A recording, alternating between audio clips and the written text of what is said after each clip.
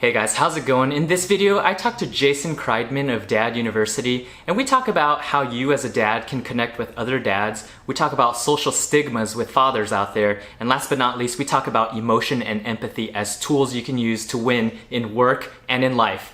Coming up. But hey, if we're meeting for the first time, my name is Jonathan and I am a new dad. I have a toddler who's 2 years old and I have another one coming in about 3 weeks or so. And on my YouTube channel, I help time-pressed dads live inspired lives. And I want to take a quick roll call, so if you don't mind, comment below a smiley or emoji of what your new dad experience has been like so far. And while you do that, we're gonna get started with the show coming right up. My name's Jason Kreidman with Dad University, and Dad University makes videos, podcasts, some images and written stuff just through social and YouTube, and just to help dads along their journey. We help them learn what they're not taught in school. That's sort of our slogan. So yeah. It's an ongoing project. It's sort of a passion project for me, and it's been fun. I'm guessing that, you were looking for content online for dads and you weren't able to find it, and that's kind of where you're filling the gap. Can you speak more about that? Yeah, it started probably, end of 2012 into 2013. I'd had my second child, and I started, I went to a couple parenting classes. My wife had suggested and said, hey, this might be a good idea. And I was like, what are you talking about? I know how to parent. Like, I had good parents. I don't need classes. Mm-hmm. And so I went to them, went to one, came back, and I said, I was joking with her, and I said, hey, I want those 2 hours of my life back because that was horrible.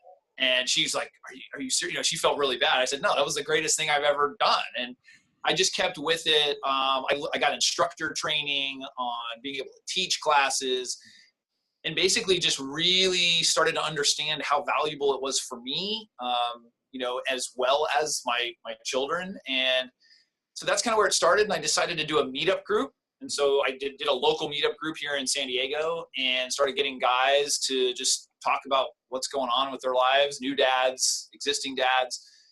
And then that fostered into a podcast, which I started in 2015, called the Dudes to Dads podcast. And so that was really fun and really cathartic. And so we've done that every week now, my host and my co-host and me, for 3.5 years. Mm-hmm. And then the YouTube channel started about a year ago.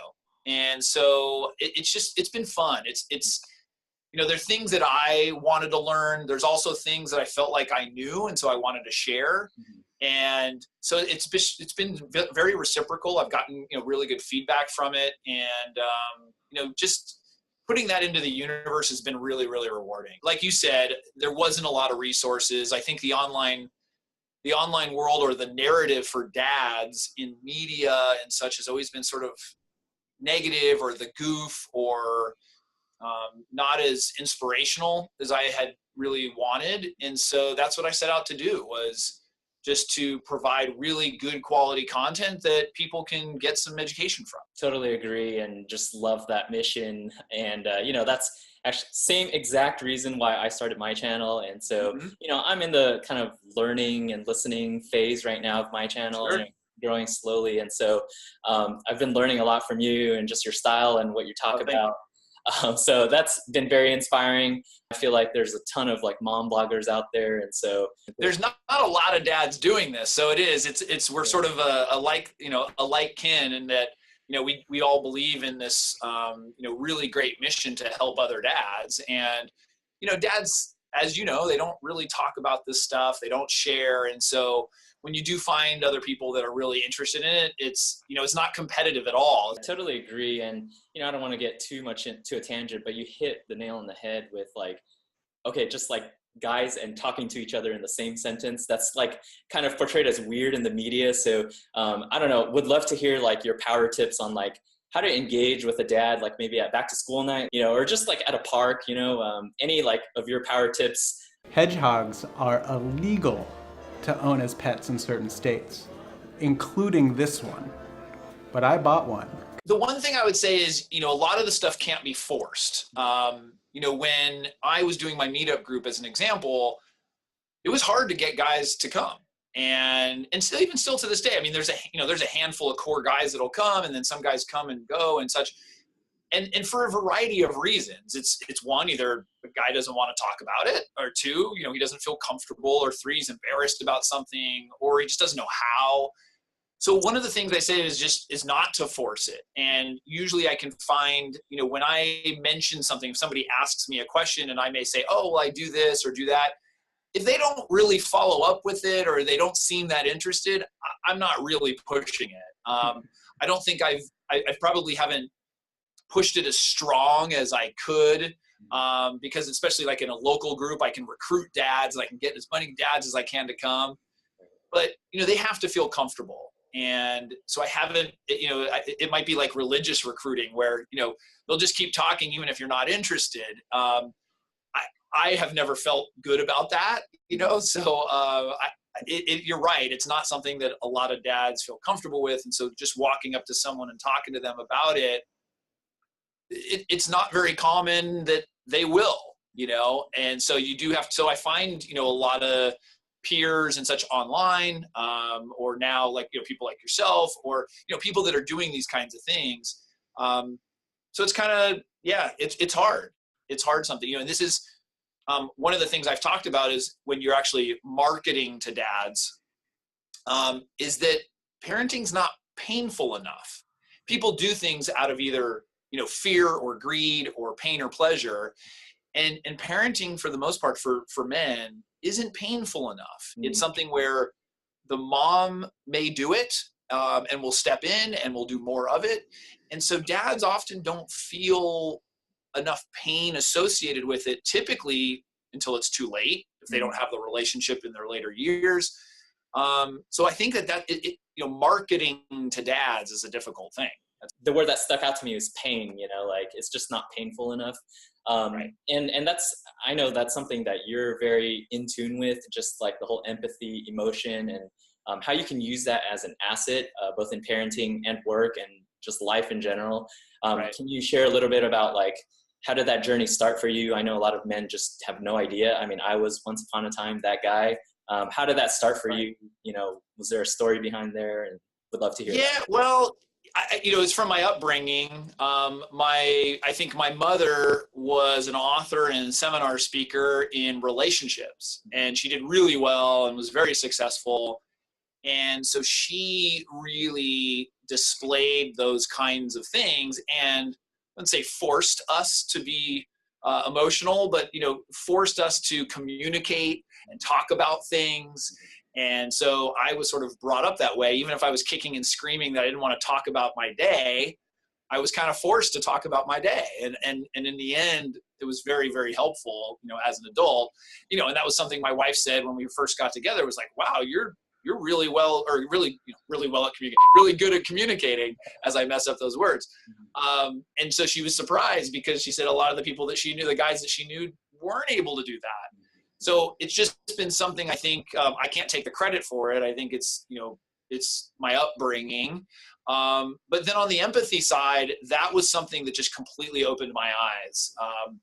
In taking the courses and then practicing that with my kids, I just realized how amazingly powerful that was. And, putting my ego aside, not taking things personally, all of this stuff, it made things so much easier for me.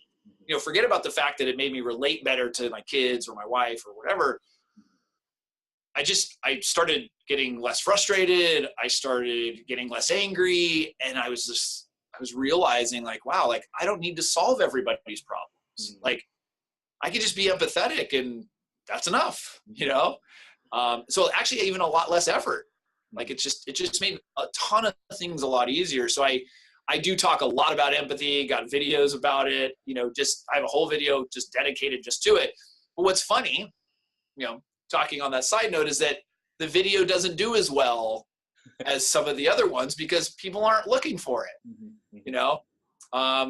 I'm by profession, I'm a search engine expert, and, empathy just isn't, as it relates to parenting, it's a topic, but it's not something that dads are looking at, and dads are looking for. So, but it's so important. It's just really, really important.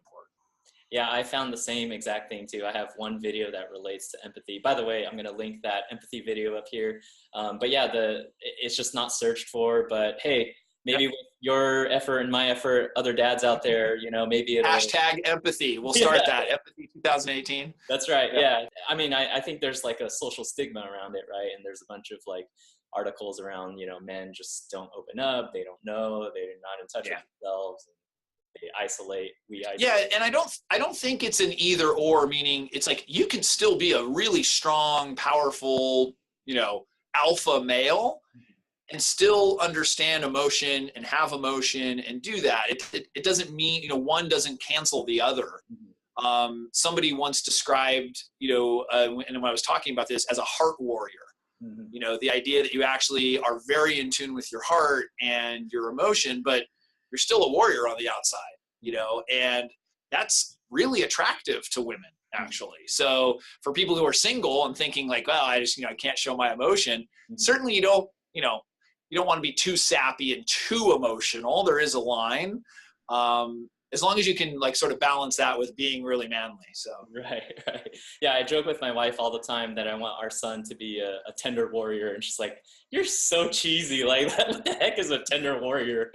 So I think that's great. Yeah, that's great. He's really strong and powerful, but then he'll come up to you and give you a hug. That's right. Yeah, and I would even argue, right, that like those who are in touch with themselves are more strong than those who just brush things aside and that kind of like that alpha and just like, I don't care about my emotions, I'm gonna stuff it down, because like you mentioned earlier, at some point it's gonna come up, it's gonna and so yeah, that's awesome. Sure. Any like last message of hope, or for the dads who are in the thick of it, not getting sleep, just any like final words of encouragement for the dads out there? Yeah, I think one of the big things is to understand that you're not alone and you're not the only person that's going through this.